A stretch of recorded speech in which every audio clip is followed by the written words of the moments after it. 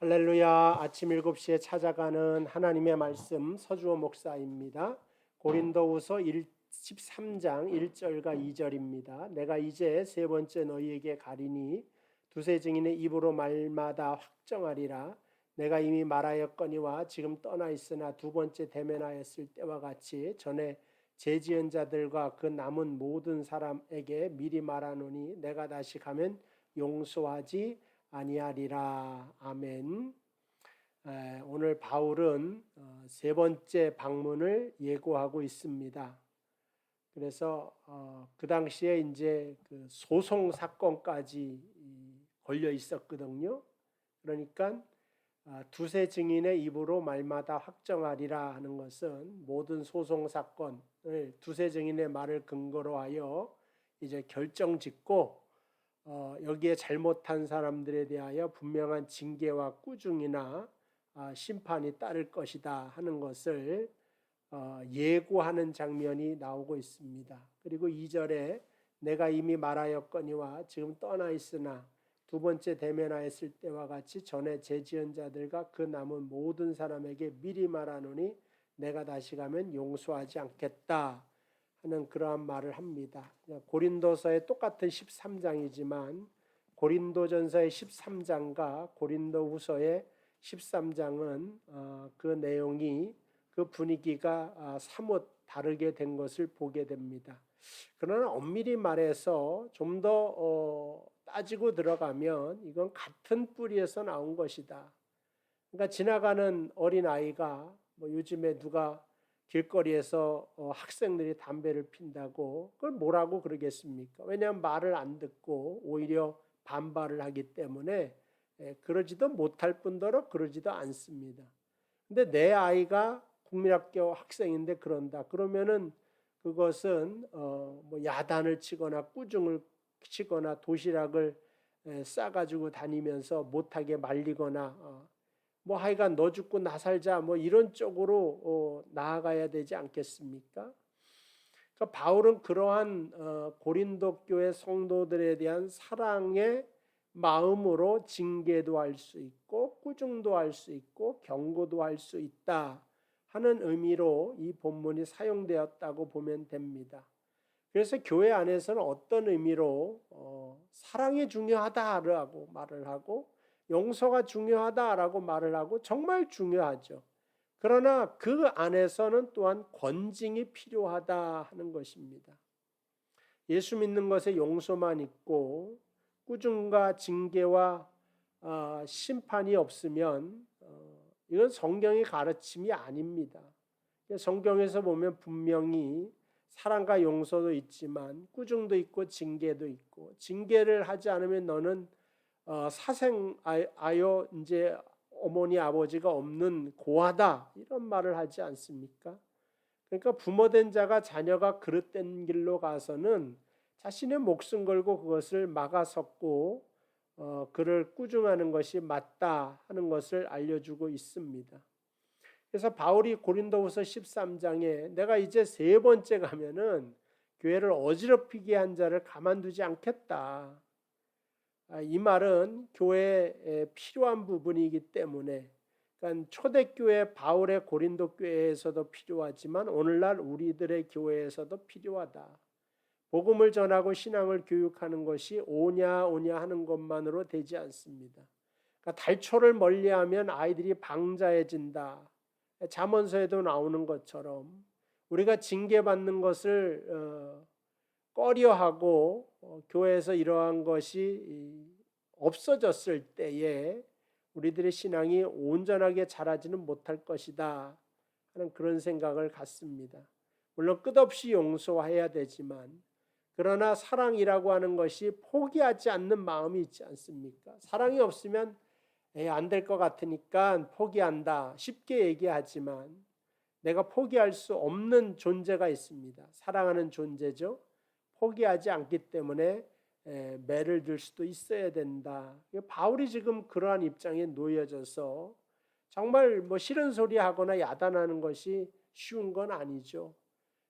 그러나 바울이 정말 사랑하는 마음으로 오늘 좀 뭐라 그럴까 좀 심한 말을 하고 있습니다. 그래서 이제 사랑의 매를 들고 혹독하게 바울이 치는 장면이죠.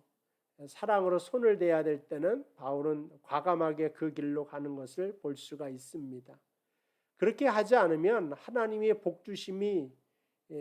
복주심의 손길이 그 교회를 향하여 중단되는 것이고, 바울은 바울 나름대로 그 책무를 다하지 않는 것이기 때문에 그렇습니다. 물론 하나님이 오래 참으시고 경고하시면서 그 처벌을 미루기도 하시고 더 커다란 은혜로 역사하실 수도 있습니다. 그런데 징계가 없다고 다 하나님의 사랑이 아니라 가나안의 사라를 보면 그 가나안은 아브라함이 먼저 들어갔죠.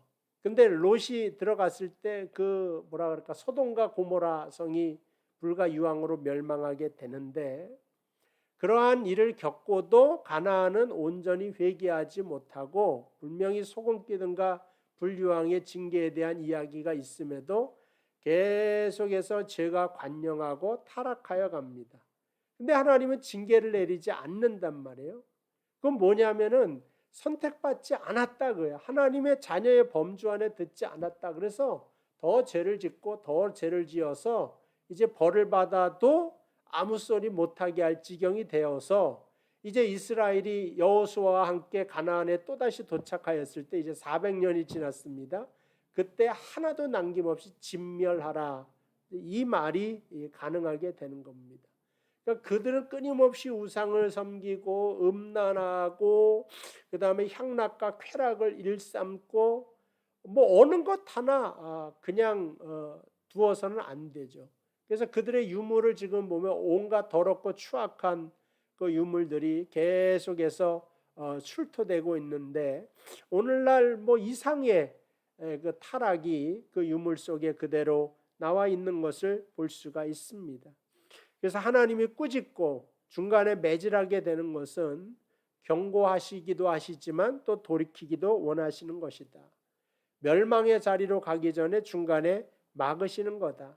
그래서 교회에서 때로는 꾸중이 있어야 되고 징계도 있어야 됩니다. 근데 안타까운 것은 요즘 현대교회 이렇게 징계하거나 꾸중하는 것이 굉장히 좀 어렵습니다. 구조적으로 어렵고 그 다음에 분위기적으로 어렵고 사회 통념적으로도 점점 어려워져 갑니다. 일제시대 때 우리 한국교회의 기록을 보면 교회에서 그 징계를 했어요. 때는 도둑질한 사람 데리고 와서 징계도 하고 그 다음에 뭐 사기치는 사람 데리고 와서 때로는 매질도 했습니다. 뭐 지금도 천주교는 아마 근래까지도 있었던 걸로 알고 있고 그런 것이 남아 있는데, 아무래도 개신교회가 이런 쪽으로는 조금 부족해질 수밖에 없다. 또 이민교회에 있다 보니까 더 뭐라 할까 싫은 소리 하거나 안 좋은 소리 하거나 아니면은 좀더 그 헌신을 강력하게 요구하거나 그러한 것들이 매우 어려워지게 돼 있다 하는 생각이 듭니다. 그래서 적어도 뭐 그 교회 개척을 한 목사님으로 한 2, 30년 섬겼던, 그래서 저 아이 때부터 이렇게 신앙적으로 양육해서 신뢰관계가 쌓여 있을 때나 가능하지 않겠는가, 이제 그런 생각도 좀 해봅니다. 그러나 예수님이 피로 값주고 산 교회이기 때문에 하나님의 자비가 또 하나님의 거룩이 서로 조화롭게 운영되기 위하여서 이러한 징계도 필요하다. 물론 뭐 사람들은 지적받는 거 싫어하고 자존심이 상하기 때문에 매우 어려운 일이지만, 오늘 이 말씀을 듣는 여러분 혹여나 말씀을 통하여 내가 찔림을 받거나 뭐 교회에 뭐 저를 통하여서도 제가 안 좋은 소리는 잘 못하는데 때로는 하게 될 수도 있겠죠. 그때에 정말 저로서는 심사숙고하고 하는 것이다 하는 그러한 마음을 갖게 되시기를 바랍니다. 지금도 사실은 뭐 하여간 할 말이 있는데 여러분들이 아니라 할 말이 있는 사람들이 있을 수 있겠죠. 그 준비가 되어져 있어요. 어린아이 때는 어머니 그 젖만 먹을 수밖에 없죠. 더 자라서는 뭐 그 이유식이라고 할까요? 부드러운 것만 넘기는데 바울이 딱딱한 음식을 줄 수 없는 걸 한탄을 하지 않습니까? 그러니까 딱딱한 것도 다 소화할 줄 아는 사람이 되어라. 그래야지 너희가 더 성숙해지고 더 온전해질 수 있다고 하는 사실을 알려주게 하는 것입니다. 우리의 싸움이 거룩해지는 싸움이거든요. 여기에서는 용서 자비가 아니라 자기 자신에 대하여 좀 더 철저해야 된다. 그러니까는 내가 거룩해지고 정결하게 되어지는 것은 스스로도 용서를 해야 되겠지만 그러나 또 철저한 모습도 있어야지 되는 것이지 않겠습니까? 이 두 가지가 조화롭게 가야 될 것으로 압니다.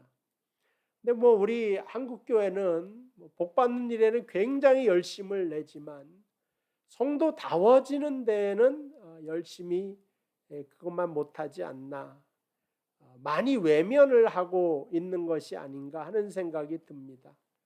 그러니까 선성된 자로서 너희가 더 많은 경책을 받게 될 것이다 경고한 것처럼, 주님의 경고처럼 어떻게 보면 직무유기일 수도 있고 게으름일 수도 있고 무지하다고 볼 수가 있을 것입니다. 여러분들에게 말하기는 뭐 야단받는 자리에 서게 될지라도 그것을 아멘할 수 있는 큰 믿음을 갖게 되기를 소망합니다. 교회에서 그렇게 훈련받고 강하게 때로는 꾸지람도 받고 시정해 나가야지 세상에 나아가서도 강한 사람이 된다. 그러니까 나는 윤리적으로 도덕적으로 깨끗한 사람이고 부족하지 않는 사람이야. 그러나 그걸로 끝나는 것이 아니라 나아가서 신자다워야 되고 책임질 일에 책임질 줄 아는 그 근사한 믿음의 사람이 되는 것이 하나님의 더 훌륭한 목적이다, 더 최종적인 목적이다 하는 그런 생각을 좀 갖습니다. 어쨌든 오늘 말씀 나온 김에 고린도전서 3장 13장 그 사랑장을 썼던 바울이 썼기에는 정말 믿어지지 않는 말이지만, 그러나 바울도 교회 때로는 이러한 말 2절, 내가 두 번째 대면했을 때와 같지 않고 세 번째는 내가 가만두지 않겠다. 그게 뭐예요? 빨리 정신 차리라고 돌아오라고 하는 것 아니겠습니까? 이런 말을 했듯이 모든 목회자도 마찬가지일 것입니다. 자기 혈기가 아니라 정말 심사숙고하여서 하나님의 말씀을 전할 때에 우리 모두가 그 말씀 앞에 순종하고 아멘할 수 있게 되기를 주님의 이름으로 축복을 드립니다. 어제는 뭐 5장 뭐 이렇게 뒤에 걸 했고 오늘 앞에 걸로 하는데 제가 요거는 건너뛰려고 했는데 오늘 또 가만히 생각하니까 제가 여러분에게 사랑하자, 용서하자, 용납하자는 많이 한 것 같아요. 근데 이러한 징계에 대한 말씀은 이제 나오는데 이것마저도 넘어가면 안 될 것 같아서 어쨌든 여러분들이 뭐 딱딱한 말씀이라 할지라도 잘 받아들일 수 있게 되기를 바라는 마음으로 오늘 뭐 말씀의 강해 설교에 나오는 것이기 때문에 제가 여러분에게 하나님의 말씀을 증거했습니다. 기도하겠습니다. 하나님 아버지, 은혜와 사랑을 감사합니다. 우리가 주님 앞에 커다란 은혜와 사랑을 받았습니다. 그러나 그 사랑 속에는 오냐 잘했다 뿐만 아니라 그 사랑의 속에는 매도 있고 징계도 있고 경책도 있는 것을 압니다. 바르고 똑바르고 정결하고 거룩하게 되기 위하여서는 때로는 하나님의 말씀에 꾸중을 들으면서 아멘할 수도 있어야 될 줄로 믿습니다. 하나님 역사하여 주셔서 우리가 늘 바른 길로 가게 하시고 책임진 일에 책임을 다할 수 있는 성숙한 믿음의 사람 될 수 있도록 인도하여 주옵소서. 예수님의 이름으로 기도하옵나이다. 아멘. 자, 감사합니다. 내일 마지막 고린도전서 13장이 될 것 같습니다. 내일 뵙도록 합시다.